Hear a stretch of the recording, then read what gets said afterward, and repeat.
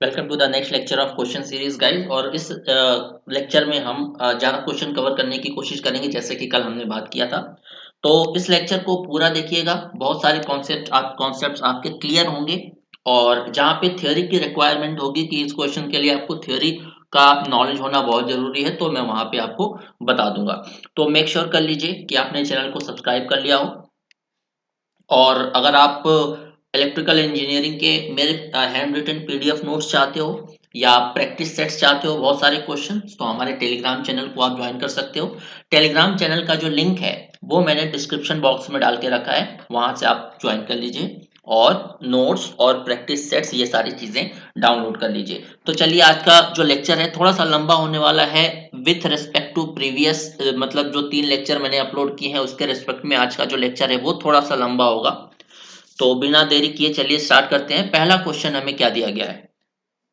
पहला क्वेश्चन दिया गया है कि coil span to eliminate fifth harmonic is. तो सबसे पहले देखिए, कॉइल स्पान हमसे पूछा जा रहा है, यानी कि बीटा की वैल्यू हमसे पूछी जा रही है। बीटा की वैल्यू क्या होनी चाहिए अगर हम फिफ्थ हार्मोनिक को एलिमिनेट करना चाहते हैं? तो हम जानते हैं बीटा इज इक्वल टू, ये मैंने थ्योरी सेक्शन में आपको बहुत अच्छे से कराया है, beta is equal to 180 n minus one upon n. Correct. अब n क्या है, हमें कौन सा हार्मोनिक एलिमिनेट करना है? Fifth harmonic. मतलब n की वैल्यू हो जाएगी 5, ये n की वैल्यू है। तो beta is equal to 180 5 minus one divided by 5। तो हमें बीटा मिल गया 180 4/5। आप चाहें तो इसे पूरा सॉल्व कर सकते हैं, 180 को 5 से कट कर सकते हैं, बट हो सकता है उस तरह का ऑप्शन आपको न दिया गया हो। आपको ऑप्शन दिया जा सकता है पोल पिच के फॉर्म में। तो मैंने आपको क्या पढ़ाया है? One pole pitch. Pole pitch को हम रिप्रेजेंट करते हैं पी से। इज इक्वल टू क्या होता है? 180 डिग्री इलेक्ट्रिकल। तो इस 180 डिग्री को वो पोल पिच लिख कर भी दे सकता है, यानी कि beta is equal to pole pitch into 4/5। तो ये आपका आंसर हो सकता है, ये वाला भी आंसर हो सकता है, ये वाला भी आंसर हो सकता है according to your given options. सही है, आसान है। चलिए चलते हैं हम अपने दूसरे क्वेश्चन पे। दूसरा क्वेश्चन क्या दिया गया है? देखिए, हम मेरी हमेशा से यही कोशिश रहती है कि आपको कोई भी क्वेश्चन, टफ से टफ क्वेश्चन आसान भाषा में समझा सकूं। कोई भी टॉपिक आपने देखा होगा जब मैं पढ़ाता हूं तो वो आपको बहुत ही आसान लैंग्वेज में मैं आपको समझाता हूं ताकि आपको समझ में आए कि चल क्या रहा है अंदर। राइट, मैं ज्यादा टेक्निकल वर्ड्स यूज नहीं करता। एक बार आपके कॉन्सेप्ट क्लियर हो जाए, फिर आप हाई लेवल का जो बुक है वो भी पढ़ोगे तो बहुत अच्छे से समझ में आएगा। करेक्ट। तो चलिए, सेकंड क्वेश्चन क्या दिया गया है? The coil span of alternator is 160 degree. सबसे पहले ये बात हमें क्वाइल स्पान दे दिया गया है, यानी कि बीटा 160 डिग्री दे दिया गया है। ये सारी चीजें थ्योरी में मैंने पढ़ाई है सिंक्रोनस मशीन का, जब आप प्लेलिस्ट चेक करोगे। यहाँ पे बोला जा रहा है कि कौन सा हार्मोनिक एब्सेंट होगा। तो यहाँ पे आप दो तरीके से कर सकते हो, इस क्वेश्चन को दो तरीके से सॉल्व कर सकते हैं। Beta is equal to 180 n minus one upon n. एक तो फॉर्मूला आपका ये है। यहाँ पे आपको क्या बोला जा रहा है? बीटा की वैल्यू दे दी गई है 160 डिग्री। तो बीटा की वैल्यू 160 डिग्री रखिए, एन की वैल्यू निकालिए, आपको वो हार्मोनिक मिल जाएगा जो कि एब्सेंट होगा। बट यहाँ पे मैं थोड़ा सा दूसरा अप्रोच लगाता हूँ, आसान तरीका। मैंने आपको बताया था कि alpha plus beta is equal to क्या होता है? बताइए। 180 डिग्री। बीटा है यहाँ पे क्वाइल स्पान, अल्फा क्या है? अल्फा क्या है बताइए? Short pitch angle. तो अल्फा प्लस बीटा 160 दिया गया है इज इक्वल टू 180 डिग्री। तो अल्फा इज इक्वल टू आ जाएगा 20 डिग्री। तो अल्फा अगर 20 डिग्री है तो nth हार्मोनिक को एलिमिनेट करने के लिए फॉर्मूला होता है 180 डिवाइडेड बाई अल्फा। तो 180 डिवाइडेड बाई 20, तो ये आ गया 9, यानी कि n is equal to 9th harmonic. अब देखिए, आप ये पूछोगे कि n is equal to 180 by alpha कहाँ से आया? तो वो यहीं से आया है। जैसे बीटा की वैल्यू इतनी होती है, अब हम जानते हैं कि alpha plus beta is equal to 180 degree. तो अल्फा की वैल्यू यहाँ पुट कर, सॉरी बीटा की वैल्यू यहाँ पुट कर दीजिए, alpha plus 180 n minus 1 upon n is equal to 180, right. तो जब आप इसे सॉल्व करोगे तो आपको ये फॉर्मूला मिल जाएगा, n is equal to 180 upon alpha. तो दो चीजें यहां से हमारी कंक्लूजन निकलती है कि जब आपको हार्मोनिक एलिमिनेशन, हार्मोनिक हटाने का क्वेश्चन पूछा जाए तो आप दो फॉर्मूले लगा सकते हो डायरेक्टली। एक तो है beta is equal to 180 n minus 1 upon n, और दूसरा कौन सा फॉर्मूला लगा सकते हो आप, alpha is equal to 180 divided by n। ये दो फॉर्मूले आप लगा सकते हो, आपके दोनों आंसर यहां से आ जाएंगे। तो आई होप ये क्वेश्चन आपको क्लियर होगा। चलिए चलते हैं नेक्स्ट क्वेश्चन पे। ये देखिए 22वां क्वेश्चन है कि 21 क्वेश्चन हम कर चुके हैं अब तक टोटल, तीनों अगर वीडियोस को मिलाया जाए तो। नेक्स्ट क्वेश्चन क्या है, देखिए नेक्स्ट क्वेश्चन और भी इंटरेस्टिंग है। यहाँ पे क्या बोला जा रहा है कि कोई भी एक अल्टरनेटर है जिसके 3 फेज 2 पोल 18 स्लॉट्स हैं और इसका क्वाइल स्पान दिया गया है 6 स्लॉट। तो सबसे पहले देख लेते हैं कि क्वाइल स्पान हमें दिया गया है 6 slot, beta is equal to दिया गया है 6 स्लॉट। अब यहाँ पे एक इंटरेस्टिंग चीज आप देख रहे होंगे कि पहले अभी तक जो हम पढ़ते आ रहे थे बीटा एंगल में दिया गया होता था, 120 डिग्री, 60 डिग्री, 130 डिग्री, इस तरह से। बट यहाँ पे बीटा जो है वो स्लॉट के फॉर्म में दिया है, मतलब हमें इस बीटा को एंगल के फॉर्म में कन्वर्ट करना पड़ेगा। कैसे करेंगे, देखिए beta is equal to 6 slots है, तो अगर एक स्लॉट का एंगल पता चल जाए तो हमें 6 स्लॉट का एंगल पता चल जाएगा, और 6 स्लॉट का एंगल भी तो बीटा है, beta is equal to 6 slot, right. उससे पहले देखते हैं हमें निकालना क्या है। हमें निकालना है क्वाइल स्पान फैक्टर, हमें निकालना है क्वाइल स्पान फैक्टर जो कि होता है पिच फैक्टर। देखिए क्वाइल स्पान फैक्टर को ही पिच फैक्टर बोला जाता है,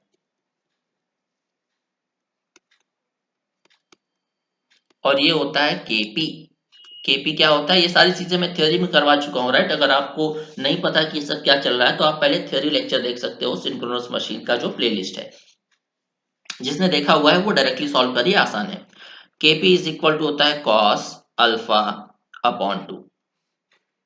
तो यहां से अगर हमें अल्फा पता चल जाए तो हम केपी निकाल सकते हैं, दैट इज पिच फैक्टर जो पूछा गया है। बट हमें अल्फा नहीं पता, बट हम जानते हैं अल्फा प्लस बीटा का जो सम है वो 180 होता है।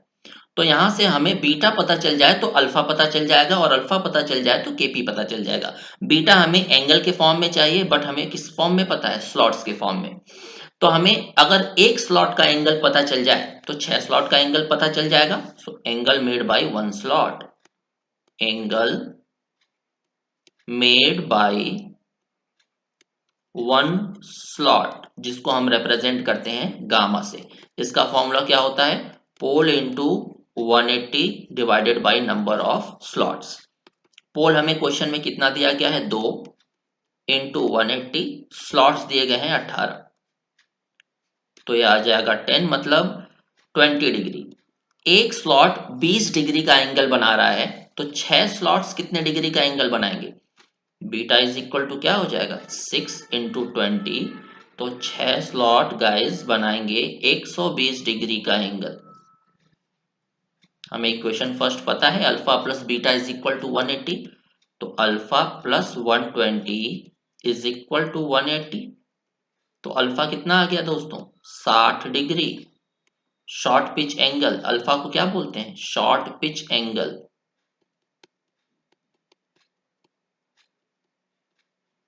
अल्फा अगर 60 डिग्री है तो केपी हम निकाल सकते हैं cos 30, यानी कि 0.866। ये आपका आ जाएगा आंसर, राइट।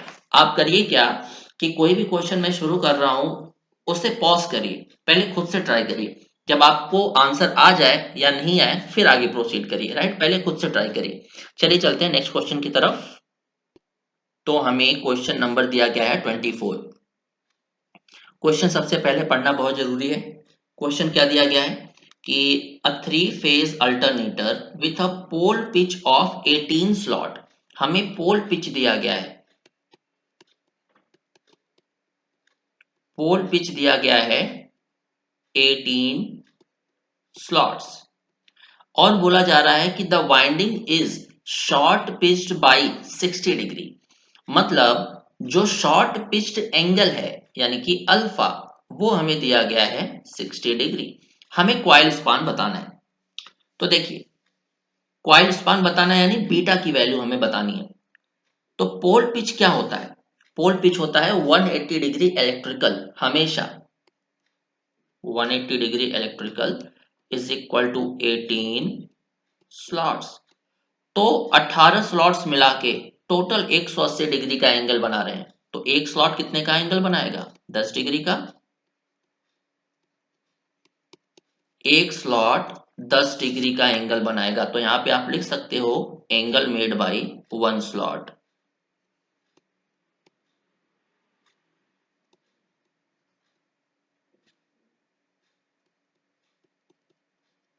राइट। अगर एक स्लॉट 10 डिग्री का एंगल बना रहा है तो 60 डिग्री बनाने के लिए कितने स्लॉट्स की जरूरत पड़ेगी? Divided by 10। तो हमें मिल गया alpha 6 slots.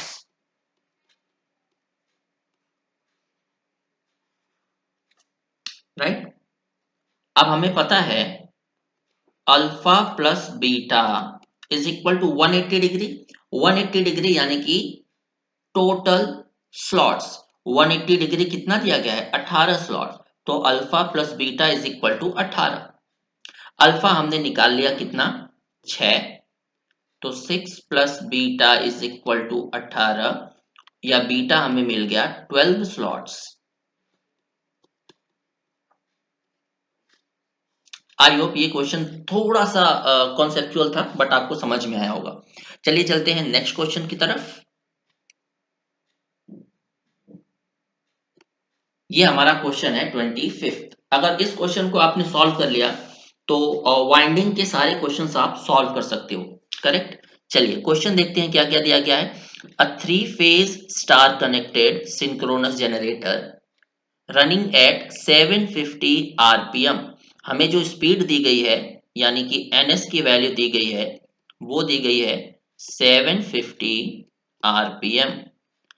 Line to line voltage दिया गया है 440 वोल्ट, यानी कि V लाइन टू लाइन हमें दिया गया है 440 वोल्ट। फ्रीक्वेंसी 50 हर्ट्ज है।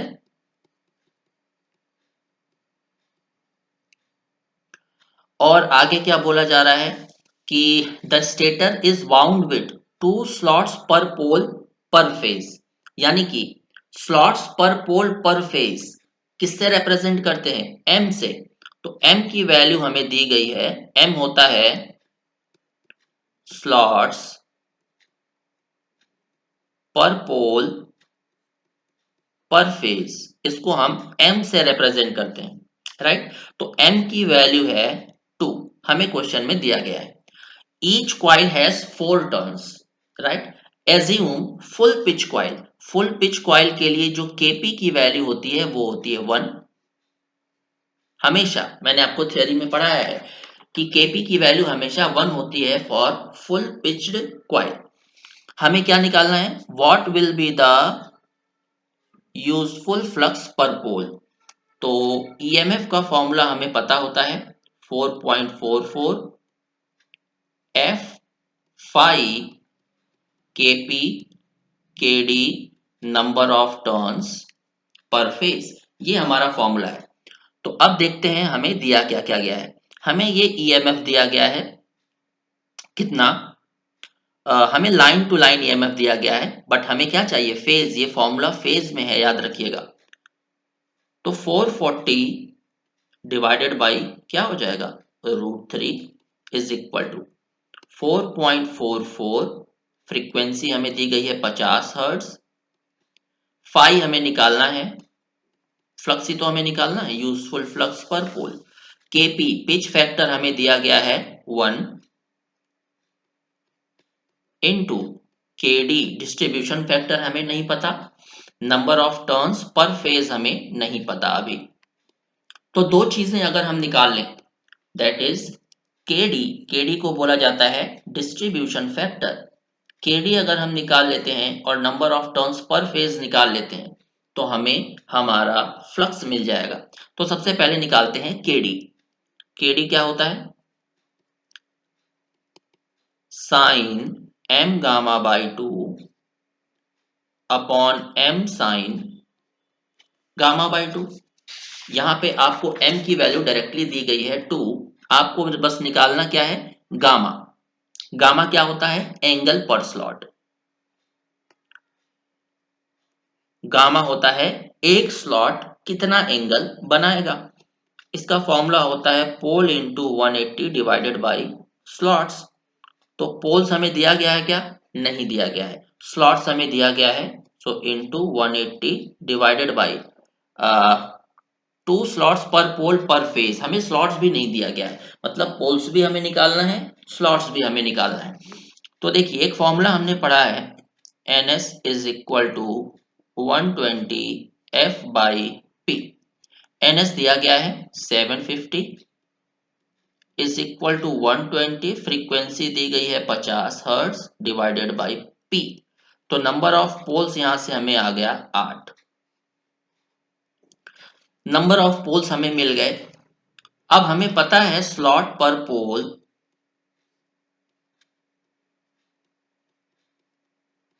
पर फेज, यानी कि m ये कितना दिया गया है? 2।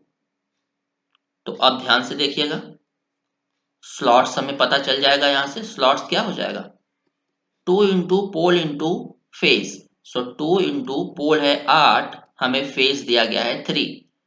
तो आप मुझे बताइए कि टोटल स्लॉट्स कितने आ गए? 48। करेक्ट। तो अब हम गामा निकाल सकते हैं। गामा यानी कि angle made by one slot. क्या फॉर्मूला था? Pole into 180 divided by slot. Poles हमें कितने दिए गए? हमने निकाला 8, स्लॉट निकाला 48। तो गामा हमें कितना मिल गया गाइस? 30 डिग्री। तो गामा हमें पता है 30 डिग्री, एम हमें पता है 2, तो हम केडी निकाल सकते हैं।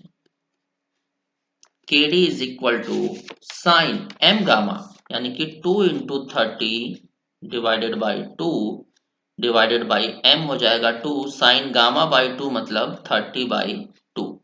तो KD हम यहां से कैलकुलेट कर सकते हैं 0.965। 0.965 आ गया KD। हमें KD भी पता चल गया 0.965। अब हमें क्या पता करना है? Turns per phase. करेक्ट। तो अब ध्यान से देखिए, हमारे पास टोटल, या इस तरह देखिए, यहाँ पे सिंगल टर्न कॉइल दिया गया है या डबल टर्न कॉइल दिया गया है, यानी कि सिंगल लेयर कॉइल दिया गया है या डबल लेयर कॉइल दिया गया है। यहाँ पे कुछ भी मेंशन नहीं है, तो हम क्या लेके चलते हैं? Single layer winding. So for single layer winding,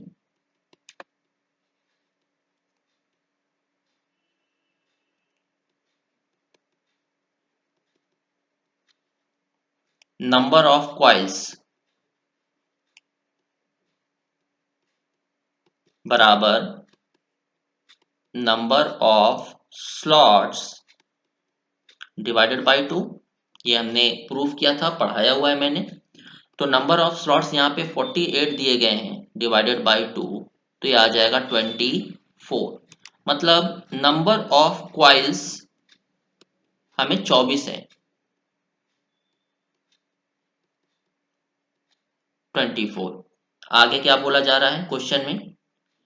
each coil has 4 turns. Her coil के 4 टर्न है। टोटल क्वाइल है 24, हर क्वाइल के 4 टर्न्स हैं, तो टोटल टर्न्स कितने आ जाएंगे? 24 इंटू 4।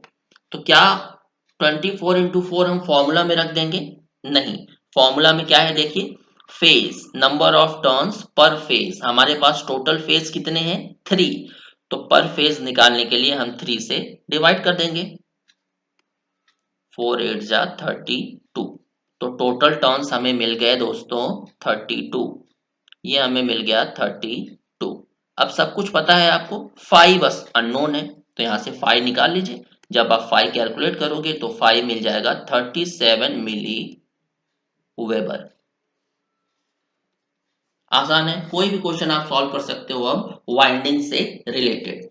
तो चलिए चलते हैं नेक्स्ट क्वेश्चन पे। देखिए ये भी थोड़ा सा यूनिक टाइप का क्वेश्चन दिया गया है। क्या बोला जा रहा है कि the distribution factor for a 36 stator slots 3 phase 8 pole winding having 120 degree phase spread is. तो हमें यहाँ से डिस्ट्रीब्यूशन फैक्टर पूछा जा रहा है, यानी कि केडी की वैल्यू पूछी जा रही है। हमें दिया क्या क्या गया है, फेज स्प्रेड दिया गया है। अब देखिए यहाँ पे फेज स्प्रेड क्या होता है, अगर आपने थ्योरी लेक्चर, यहाँ पे आपको थ्योरी लेक्चर देखने की जरूरत पड़ेगी। तो थ्योरी लेक्चर का आई थिंक आर्मेचर वाइंडिंग का, डिस्ट्रीब्यूटेड वाइंडिंग का जब आप कॉन्सेप्ट देखोगे तो वहां पे मैंने फेज स्प्रेड को बहुत अच्छे से एक्सप्लेन किया है। तो फेज स्प्रेड दिया गया है हमें क्वेश्चन में 120 डिग्री। फेज स्प्रेड होता क्या है, m इंटू गामा, यानी कि phase belt into number of slots per pole. m into gamma का प्रोडक्ट होता है फेज स्प्रेड, जो कि दिया गया है 120 डिग्री। अब हम यहां से m निकाल सकते हैं। m इज इक्वल टू क्या होता है, 120 डिवाइडेड बाई गामा। गामा क्या होता है, angle made by one slot. क्या होता है formula, slots sorry pole into 180 divided by slot. Pole into 180 divided by slot. तो गामा पोल हमारे पास कितना है 8 इंटू 180 डिवाइडेड बाई स्लॉट्स कितने दिए गए हैं 36। तो जब हम इसे सॉल्व करेंगे तो हमें गामा मिल जाएगा आई थिंक 40 आ जाएगा गामा। मतलब एक स्लॉट 40 डिग्री का एंगल बना रहा है। तो गामा की वैल्यू रखिए 120 डिवाइडेड बाई 40। तो 3 फेज बेल्ट हमें कितना मिल गया, यानी कि स्लॉट्स पर पोल पर फेज 3। एम होता है स्लॉट्स पर पोल पर फेज, हमें मिल गया 3। हमसे पूछा क्या जा रहा है ultimately KD, that is distribution factor. KD का फॉर्मूला तो हमें रटा हुआ है भाई साहब, sine m gamma by 2 upon m sine gamma by 2। तो KD is equal to sine m की वैल्यू हमने 3 निकाली है, गामा की वैल्यू 40 निकाली है, divided by 2 divided by 3 sine 40 by 2। तो डिस्ट्रीब्यूशन फैक्टर हमें मिल गया 0.844। समझ में आ गया कैसे सॉल्व करना है ऐसे क्वेश्चंस को। चलिए चलते हैं, हम देखते हैं हमारा नेक्स्ट क्वेश्चन क्या है, that is 27th question. Next question हमें क्या दिया गया है कि एक 12 पोल 440 volt 50 hertz 3 phase synchronous motor है जिसकी लाइन करंट है 100 एम्पियर। यानी कि ये सप्लाई से 100 एम्पियर की करंट ले रही है, कब, जब पावर फैक्टर है 0.8 लीडिंग। अगर हम लॉसेस को नेग्लेक्ट कर दें तो टॉर्क डेवलप्ड क्या होगा। हम जानते हैं टॉर्क होता है, torque is equal to power into omega. Power into omega क्या होता है 2 pi N S, right. Oh sorry, यहाँ पे power is equal to torque into omega होगा।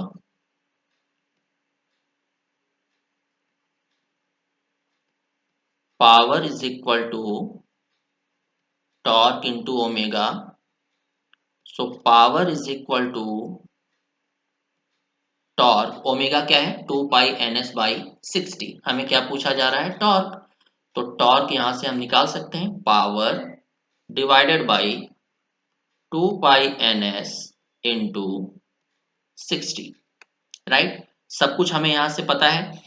पावर निकालना पड़ेगा और एनएस निकालना पड़ेगा।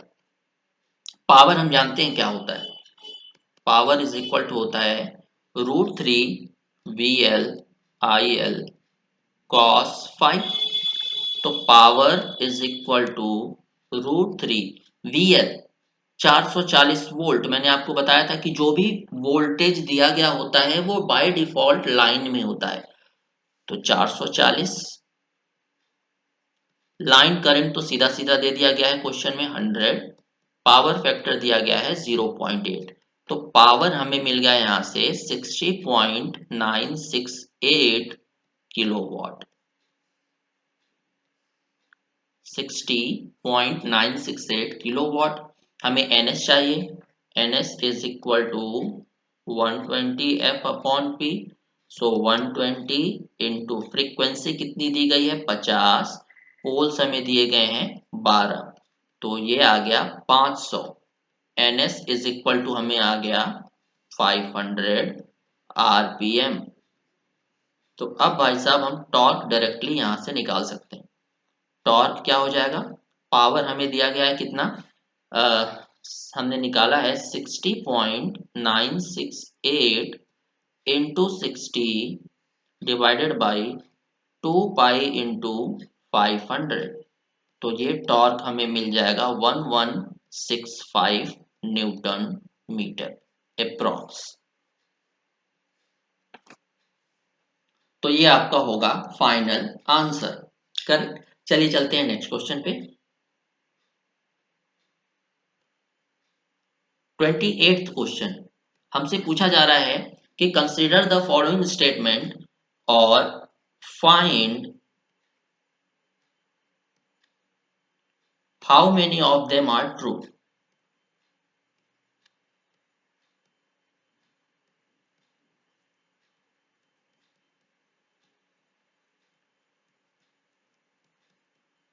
इनमें से कितने सही हैं ये हमसे पूछा जा रहा है। तो देखिए क्या बोला जा रहा है कि the MVA loading should not exceed generator rating. तो सही बात है, अगर हम किसी भी एक पर्टिकुलर जनरेटर में जितनी उसकी रेटिंग है उससे ज्यादा लोड लगा देंगे तो क्या होगा, डिसबैलेंस हो जाएगा। तो ये जो स्टेटमेंट है ये बिल्कुल करेक्ट है। मतलब एमवीए जो लोडिंग है, पावर लोडिंग, एपरेंट पावर की लोडिंग, वो हमेशा जनरेटर की जो रेटिंग है उससे ज्यादा नहीं होनी चाहिए। उससे कम हो सकती है, उसके बराबर हो सकती है, उससे ज्यादा नहीं हो सकती। नेक्स्ट है the field current should not be allowed to exceed a specific value determined by field heating. तो देखिए फील्ड हीटिंग की एक पर्टिकुलर वैल्यू दी गई होती है। फील्ड हीटिंग यानी कि IF² RF, फील्ड करंट की square multiplied by field resistance. ये क्या होता है, फील्ड लॉस का फॉर्मूला। ये फील्ड लॉस का फॉर्मूला होता है, अगर ये बढ़ता है तो हीट बढ़ती है, राइट। तो अगर हमने इस पर्टिकुलर रेटिंग से ज्यादा फील्ड करंट अप्लाई कर दी तो IF² RF का जो प्रोडक्ट है वो बहुत ज्यादा बढ़ जाएगा, जिसकी वजह से फील्ड लॉस बहुत ज्यादा बढ़ जाएगा और हीट बहुत ज्यादा बढ़ जाएगी। और अगर ये हीट स्पेसिफिक वैल्यू से एक्सीड कर जाती है तो फील्ड वाइंडिंग क्या हो जाएगी, मेल्ट या डैमेज।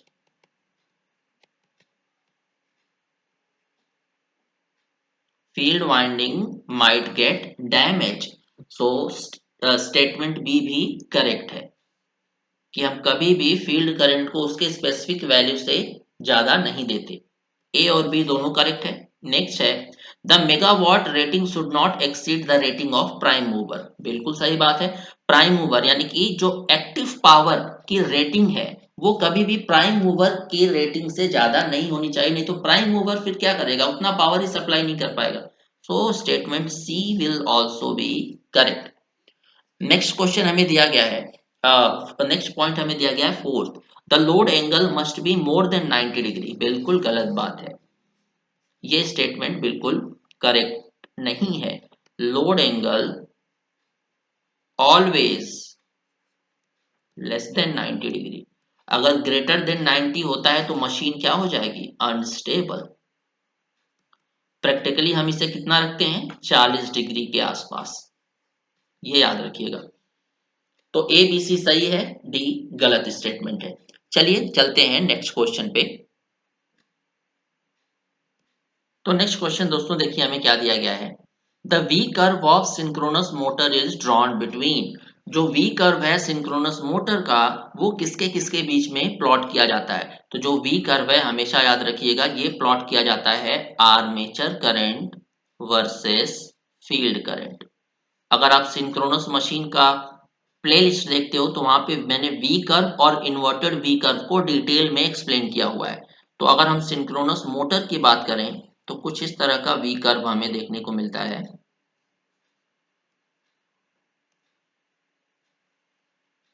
ये वी कर्व हो गया, ये है आर्मेचर करंट, ये है फील्ड करंट,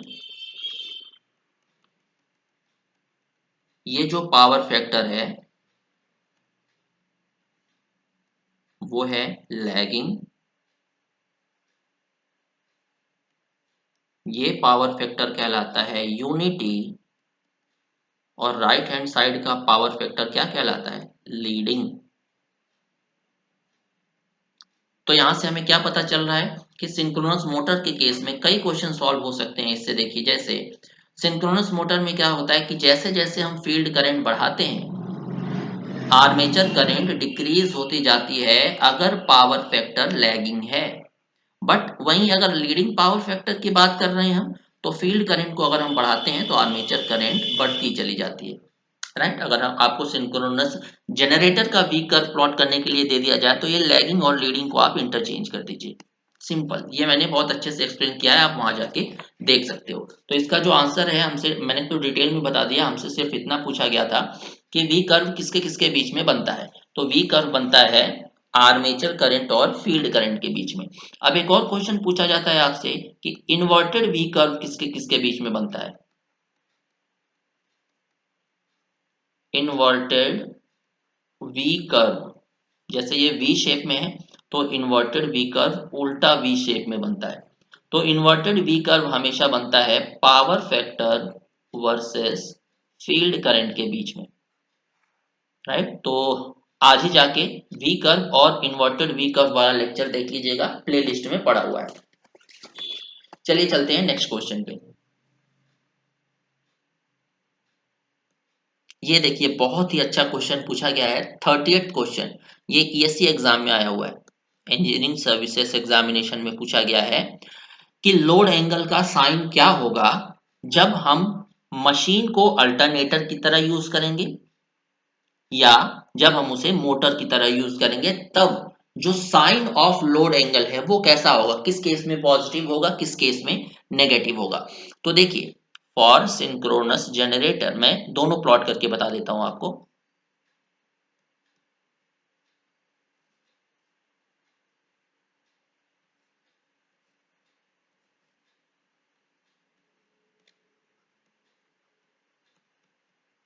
ये जनरेटर, यहाँ पे हमने प्लॉट कर लिया मोटर। जनरेटर का जो ईएमएफ इक्वेशन है वो आपको पता है, अगर हम रेजिस्टेंस को नेग्लेक्ट कर दें, नेग्लेक्ट रेजिस्टेंस, तो ईएमएफ क्या हो जाएगा, वोल्टेज प्लस जे आई ए एक्सेस। इसका हम बनाते हैं फेजर डायग्राम। वोल्टेज को ले लेते हैं रेफरेंस, वोल्टेज को हमने ले लिया रेफरेंस, और ये लैगिंग पावर फैक्टर अगर हम एज्यूम करते हैं, क्वेश्चन में आई थिंक दिया गया होगा लैगिंग, मैंने लिखना भूल गया हूं, तो लैगिंग ले लीजिएगा। तो लैगिंग पावर फैक्टर के केस में जो आर्मेचर करंट है वो 5 डिग्री से लैग कर जाएगा। अब हमें ये प्लॉट करना है जे आई ए एक्सेस यानी कि रिएक्टिव ड्रॉप, और हमें अच्छे से पता है कि जो रिएक्टिव ड्रॉप है वो अपने रिस्पेक्टिव करंट के रेस्पेक्ट में 90 डिग्री का एंगल बनाता है। तो हमारा आई ए एक्सेस, आई ए के रेस्पेक्ट में, ये हमारा क्या है रेफरेंस, तो इसके रेस्पेक्ट में 90 डिग्री का एंगल बनाएगा। तो ये हो जाएगा जे आई ए एक्सेस। अब हमारे पास V भी है, जे आई ए एक्सेस भी है, दोनों को मिला दिया जाए तो हमें क्या मिल जाएगा? E। तो ये मिल गया हमारा E। और हमें क्या पूछा जा रहा है? लोड एंगल का साइन। लोड एंगल को रिप्रेजेंट करते हैं डेल्टा से, और डेल्टा हमेशा बनता है ईएमएफ और टर्मिनल वोल्टेज के बीच में। तो यहाँ कहीं डेल्टा बनेगा, तो डेल्टा हमारा क्या है यहाँ पे? पॉजिटिव। आ गया समझ में? जनरेटर के केस में फॉर लैगिंग पावर फैक्टर हमारा जो डेल्टा है वो क्या है? पॉजिटिव। मोटर के केस में देखते हैं। मोटर के केस में जो इंड्यूस्ड ईएमएफ है वो क्या हो जाता है? V माइनस जे आई ए एक्सेस। फेजर डायग्राम बनाते हैं। वोल्टेज को हम ले लेते हैं रेफरेंस। वोल्टेज को हमने ले लिया रेफरेंस। पावर फैक्टर हमारा लैगिंग है, मतलब यहाँ पे हमारा मिल गया फाई, यानी कि आई ए। रिएक्टिव ड्रॉप नेगेटिव में है, मतलब पॉजिटिव होता, ये हमारा करंट है, पॉजिटिव होता तो ऐसे परपेंडिकुलर हम डालते, बट ये नेगेटिव है तो इसका जस्ट उल्टा हो जाएगा, माइनस जे आई ए एक्सेस। अब माइनस जे आई ए एक्सेस हमारे पास पहले से है, V हमने यहाँ पे शो किया हुआ है, दोनों का सम, रिजल्टेंट सम क्या हो जाएगा? E। और E और V के बीच में एंगल है डेल्टा, तो ये नीचे की तरफ बन रहा है, सो नेगेटिव। तो अल्टरनेटर के केस में जो डेल्टा होगा वो होगा पॉजिटिव, और मोटर के केस में जो एंगल होगा वो होगा negative for lagging power factor. चलिए देखते हैं नेक्स्ट क्वेश्चन। नेक्स्ट क्वेश्चन हमें क्या दिया गया है कि the synchronising power of one mechanical degree displacement of three phase 20,000 kVA 6600 volt 50 hertz 12 pole machine having synchronous reactance of 1.65 ohm and negligible reactance is। हमें सिंक्रोनाइजिंग पावर पूछा जा रहा है, थ्री फेज मशीन का सिंक्रोनाइजिंग पावर। तो synchronising power का formula आपको पता होना चाहिए। Synchronising power for three phase क्या होता है? 3 EA VT upon XS sine delta. यहाँ पे जो डेल्टा है हमें 1 मैकेनिकल डिग्री दिया गया है। Delta is equal to 1 mechanical degree. But हम जानते हैं कि हमारा फॉर्मूला में हम कौन सा यूज करते हैं? इलेक्ट्रिकल। तो हमें इस मैकेनिकल डिग्री को इलेक्ट्रिकल डिग्री में चेंज करना पड़ेगा। तो देखिए, theta electrical is equal to क्या होता है? Pole by two theta mechanical. Pole कितना दिया गया है हमें? 12 दिया गया है ना, 12 डिवाइडेड बाई 2, मैकेनिकल डिग्री है 1, तो ये आ गया 6 degree. Theta electrical, theta electrical आ गया हमारा 6 डिग्री। तो हम इसे डायरेक्ट रेडियन में कन्वर्ट कर लेते हैं। रेडियन में कन्वर्ट करने के लिए क्या करना पड़ेगा? 6 इंटू पाई अपॉन 180, तो ये चला जाएगा 30 टाइम्स पाई अपॉन 30। तो यहाँ पे साइन डेल्टा को हम डायरेक्ट क्या लिख सकते हैं? Pi by 30। ये डेल्टा वाला एंगल है, रेडियन में हमने कन्वर्ट कर दिया, तो हम डेल्टा को डायरेक्ट लिख सकते हैं पाई बाई 30। चलिए, 3 मल्टीप्लाइड बाई इंड्यूस्ड ईएमएफ ईए। ईए बराबर वीटी है, क्योंकि यहाँ पे नेग्लेजिबल रेजिस्टेंस है। रेजिस्टेंस को हमने नेग्लेक्ट कर दिया है, तो ई और वी के बीच में कोई भी ड्रॉप नहीं होगा, सो ई बराबर वी हो जाएगा। तो यहाँ पे हमारा जो वोल्टेज है वो 6600 वोल्ट लाइन में दिया गया है। मैंने बताया था बाय डिफॉल्ट लाइन होता है, बट हमारे फॉर्मूले हमेशा फेज में डेराइव्ड होते हैं। So E A is equal to V T is equal to 6600 divided by √3। सही है, तो ये आ जाएगा आपका 3810.5 वोल्ट। फॉर्मूले में पुट करते हैं तो ये आ जाएगा 3810.5 का स्क्वायर डिवाइडेड बाई एक्सेस दिया गया है 1.65। साइन डेल्टा हमने अभी निकाला पाई बाई 30, तो यहां से आपको सिंक्रोनाइजिंग पावर मिल जाएगा 921.53 किलोवाट। ये आपका हो जाएगा फाइनल आंसर, राइट।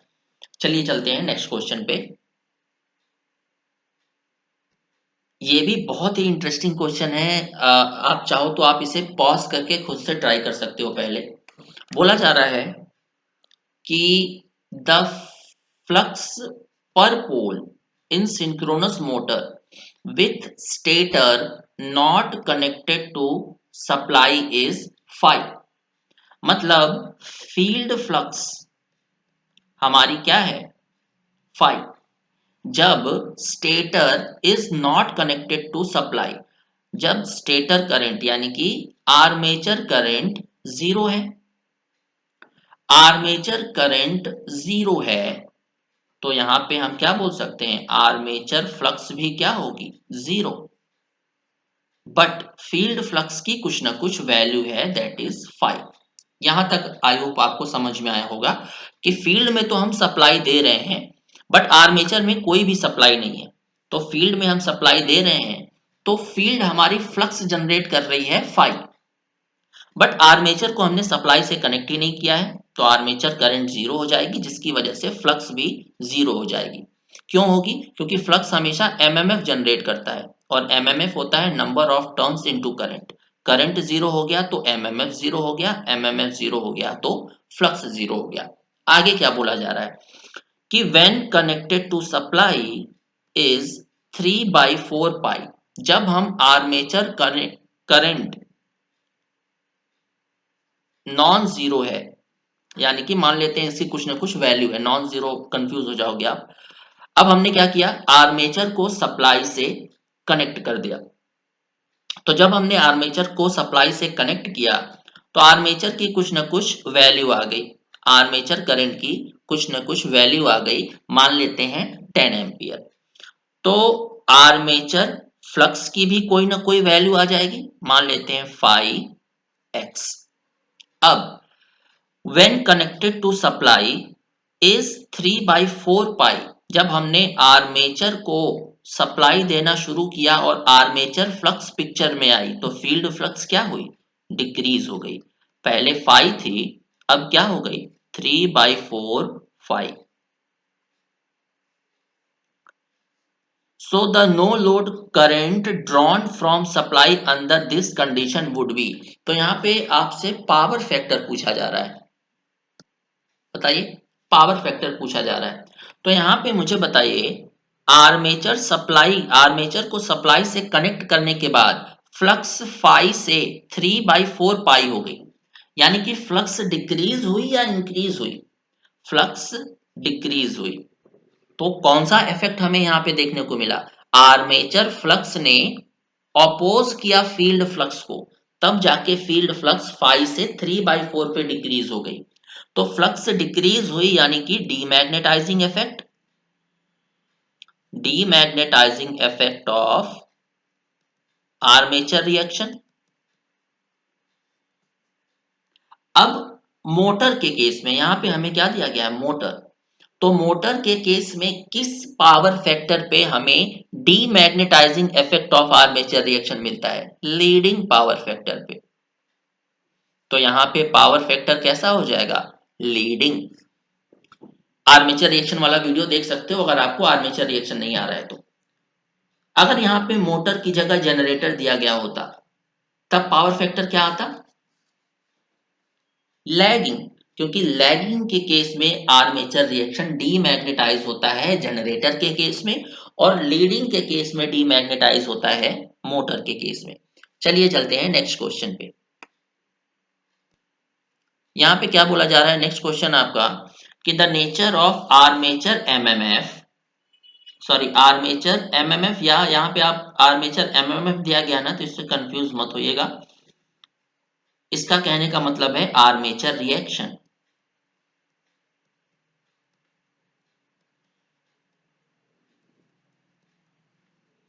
तो यहाँ पे आर्मेचर रिएक्शन का नेचर पूछा जा रहा है। For zero power factor lagging load in three phase alternator. Zero power factor lagging का मतलब क्या होता है? Purely lagging.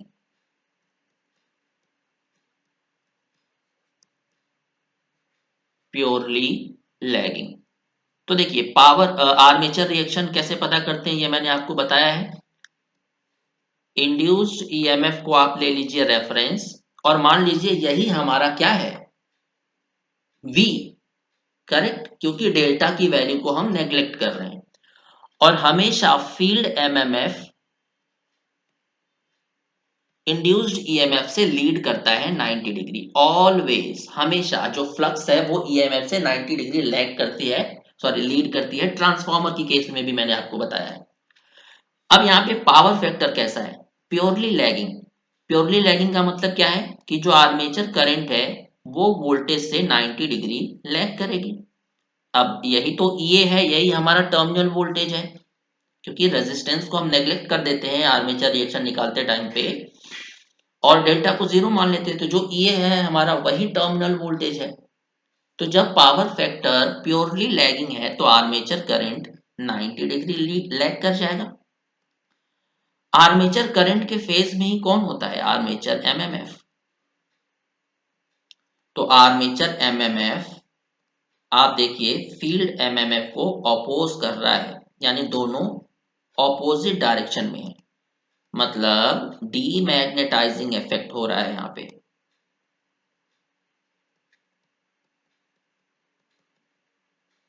Demagnetising effect of armature reaction.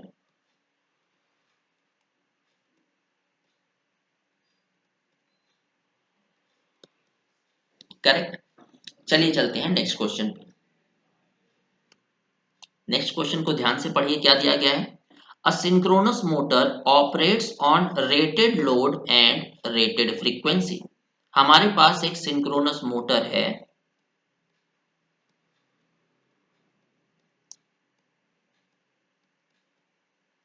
जो किस पे ऑपरेट कर रही है? रेटेड वोल्टेज और रेटेड फ्रीक्वेंसी पे, और उसका जो लोड एंगल या टॉर्क एंगल है वो 30 डिग्री है। डेल्टा दिया गया है 30 डिग्री। अब आगे बोला जा रहा है कि अगर हम टर्मिनल वोल्टेज और फ्रीक्वेंसी दोनों को 10% तक घटा देते हैं। नेक्स्ट केस क्या है? अगर हम 0.9 वी रेटेड ले लें और 0.9 एफ रेटेड ले लें तो डेल्टा की वैल्यू कितनी होगी? बताइए। मैंने आपको बताया था कि जो लोड एंगल है डेल्टा, वो सिर्फ लोड पे डिपेंड करेगा, ना कि फ्रीक्वेंसी पे, ना कि वोल्टेज पे। तो आप टर्मिनल वोल्टेज या फ्रीक्वेंसी को कितना भी घटा लीजिए या कितना भी बढ़ा लीजिए, डेल्टा पे कोई इफेक्ट नहीं पड़ेगा। तो डेल्टा हमारा वही रहेगा, दैट इज 30 डिग्री। तो आई होप ये क्लियर होगा आपको। चलिए चलते हैं नेक्स्ट क्वेश्चन पे। नेक्स्ट क्वेश्चन क्या है? Which of the following statement is true. ये तीन स्टेटमेंट दिए गए हैं, इनमें से कौन कौन से स्टेटमेंट आपको सही लगते हैं? तो सबसे पहला स्टेटमेंट है a synchronous motor has no starting torque. बिल्कुल सही बात है। सिंक्रोनस मोटर में कोई भी स्टार्टिंग टॉर्क नहीं होता। Starting torque of a synchronous motor is zero. इसीलिए हम सिंक्रोनस मोटर को स्टार्ट करने के लिए क्या लगाते हैं? Damper winding. डैम्पर वाइंडिंग का कॉन्सेप्ट मैं आपको समझा दूंगा, अगर आपको नहीं आता है तो आप मुझे बता दीजिएगा, आप लोग सब मेरे कांटेक्ट में हो। तो सिंक्रोनस मोटर का कोई भी स्टार्टिंग टॉर्क नहीं होता है। आधा स्टेटमेंट तो सही दिया है इसने। आगे, when started it always runs at a fixed speed. तो सिंक्रोनस मोटर हमेशा एक ही स्पीड पे ऑपरेट करती है, कौन सी? Synchronous speed. तो पहला स्टेटमेंट बिल्कुल करेक्ट है।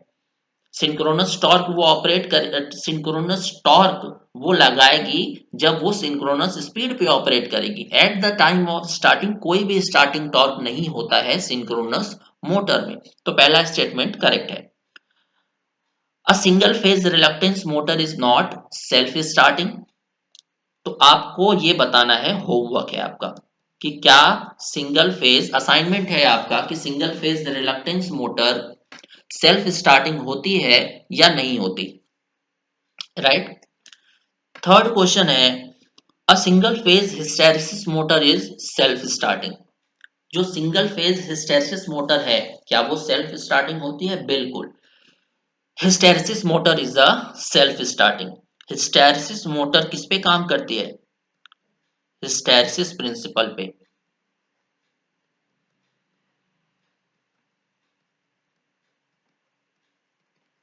ये एक तरह की साइलेंट मोटर होती है।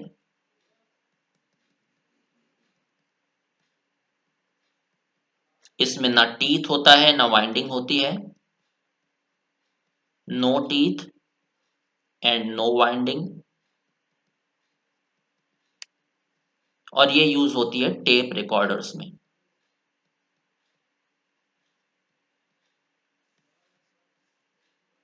राइट। तो चलिए चलते हैं हम अपने नेक्स्ट क्वेश्चन पे। नेक्स्ट क्वेश्चन क्या दिया गया है? आपसे बोला जा रहा है कि तीन स्टेटमेंट आपको दिए गए हैं, ए बी एंड सी, और आपको बताना है कि कौन से स्टेटमेंट इनमें से करेक्ट है। तो पहला स्टेटमेंट है, when synchronous motor is over excited it's back EMF is greater than supply voltage. बताइए ये स्टेटमेंट करेक्ट है या नहीं। बैक ईएमएफ यानी कि क्या? बैक ईएमएफ यानी कि इंड्यूस्ड ईएमएफ। अगर हम ओवर एक्साइट करते हैं, यानी कि फील्ड करंट को बढ़ाना, यानी कि ओवर एक्साइट करना, फील्ड करंट को हमने बढ़ाया तो फील्ड फ्लक्स इंक्रीज हुई। फील्ड फ्लक्स इंक्रीज हुई तो फ्लक्स कटिंग एक्शन ज्यादा होगा, जिसकी वजह से ईएमएफ इंड्यूस ज्यादा होगा। तो ईएमएफ इंड्यूस अगर ज्यादा है टर्मिनल वोल्टेज से तो उसे बोलते हैं ओवर एक्साइटेड कंडीशन। ये करेक्ट है। और ओवर एक्साइटेड कंडीशन में हमेशा हमारी जो सिंक्रोनस मोटर है वो लीडिंग पावर फैक्टर पे काम करती है। नेक्स्ट स्टेटमेंट क्या दिया गया है, when a synchronous motor is over excited it's power factor is leading. बिल्कुल करेक्ट है। ये कैसे होता है मैंने आपको बताया है कि reactive power for synchronous motor का फॉर्मूला क्या होता है, VT upon XS, VT minus E A cos delta, ये फॉर्मूला होता है। ओवर एक्साइटेड के केस में क्या हो जाता है, ई ए की वैल्यू बढ़ जाती है, E A must be greater than terminal voltage, Q decrease हो जाता है, यानी कि क्यू लेस देन जीरो हो जाता है। और जब reactive power less than zero होता है तो पावर फैक्टर हमारा होता है लीडिंग।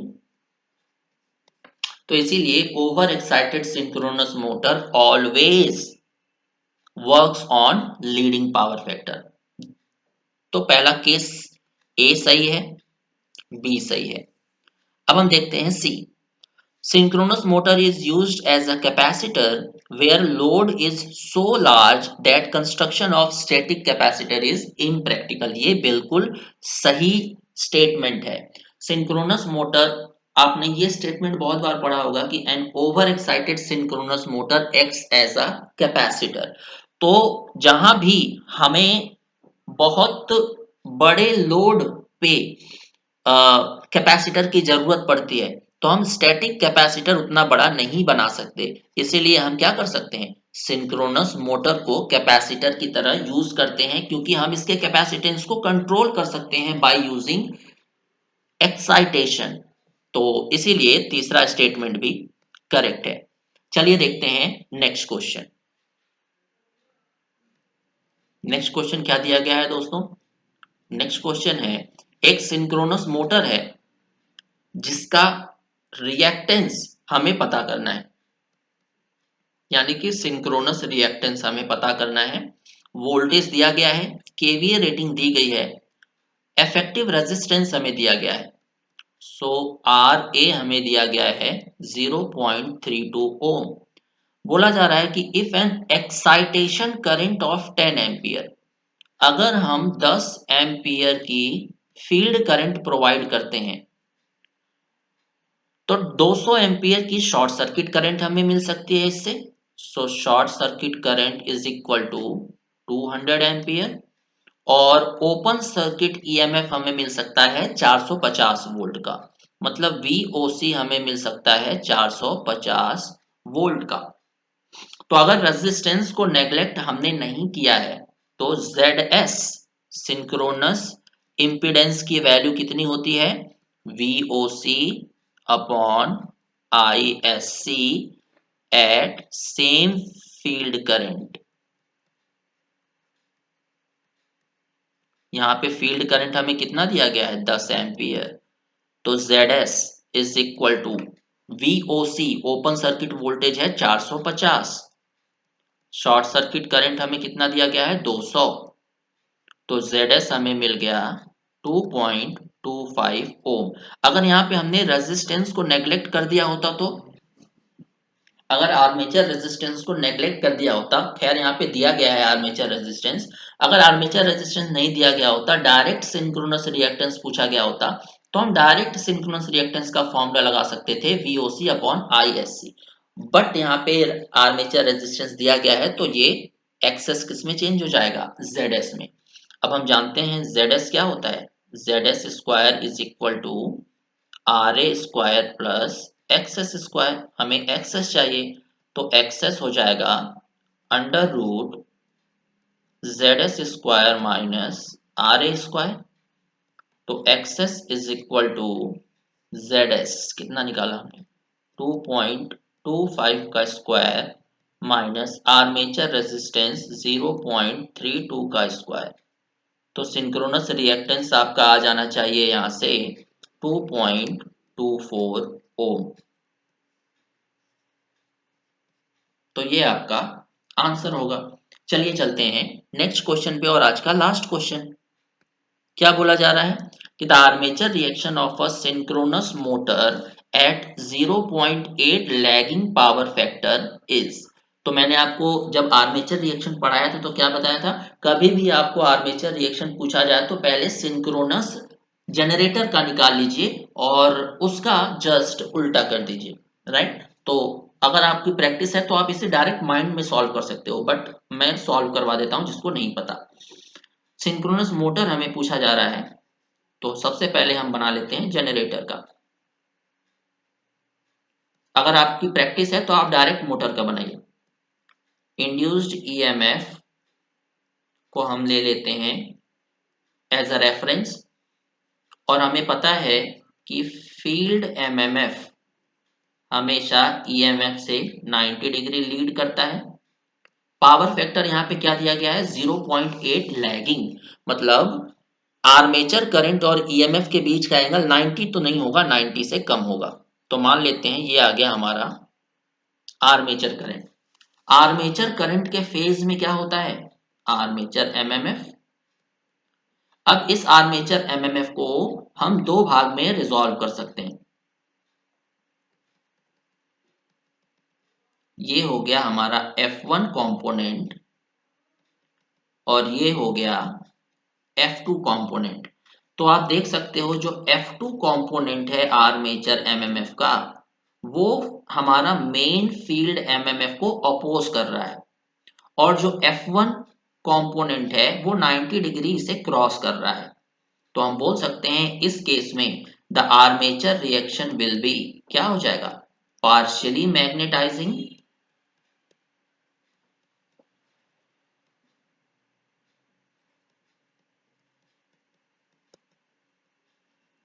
सॉरी पार्शियली डीमैग्नेटाइजिंग, ना अपोज कर रहा है,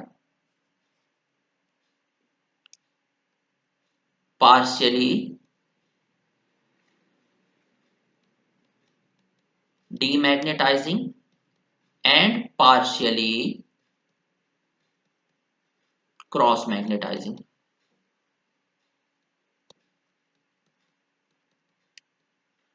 अगर आपको मोटर के लिए, यहाँ पे हमसे मोटर के लिए पूछा जा रहा है, तो जनरेटर का आपको पता है, तो मोटर का क्या हो जाएगा, partially magnetizing and partially cross magnetizing. कैसे, वो हम देख लेते हैं। इंड्यूस्ड ईएमएफ को हमने ले लिया रेफरेंस, फील्ड एमएमएफ हमेशा लैग करता है with respect to induced EMF. अब देखिए आर्मेचर करंट का डायरेक्शन ये था जनरेटर में, जनरेटर और मोटर के केस में करंट का डायरेक्शन चेंज हो जाता है, राइट। जनरेटर करंट को सप्लाई देता है, मोटर करंट सप्लाई लेती है। तो डायरेक्शन हमने चेंज कर दिया जस्ट 180 डिग्री आर्मेचर करंट का। आर्मेचर करंट के फेज में कौन होता है? Armature MMF. यहां से आर्मेचर एमएमएफ को दो पार्ट में रिजॉल्व कर सकते हैं। ये आ गया F1 कंपोनेंट, ये आ गया F2 कंपोनेंट। तो अब ध्यान से देखिए, F1 कंपोनेंट आर्मेचर एमएमएफ का मेन फील्ड फ्लक्स वाले एमएमएफ को सपोर्ट कर रहा है। तो आर्मेचर रिएक्शन कैसा हो जाएगा? पार्शियली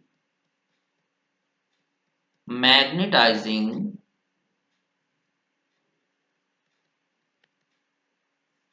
एंड पार्शियली, ये F2 इस FF के परपेंडिकुलर है, यानी दोनों एक दूसरे को क्रॉस कर रहे हैं। तो पार्शियली क्रॉस मैग्नेटाइजिंग, राइट। तो इस पर्टिकुलर क्वेश्चन का आंसर क्या हो जाएगा? The armature reaction is partially magnetizing and partially cross magnetizing for motor, right. तो आज इतने क्वेश्चन करते हैं, देखते हैं कैसा रिस्पॉन्स आता है, फिर चलते हैं नेक्स्ट क्वेश्चन पे। Thank you very much.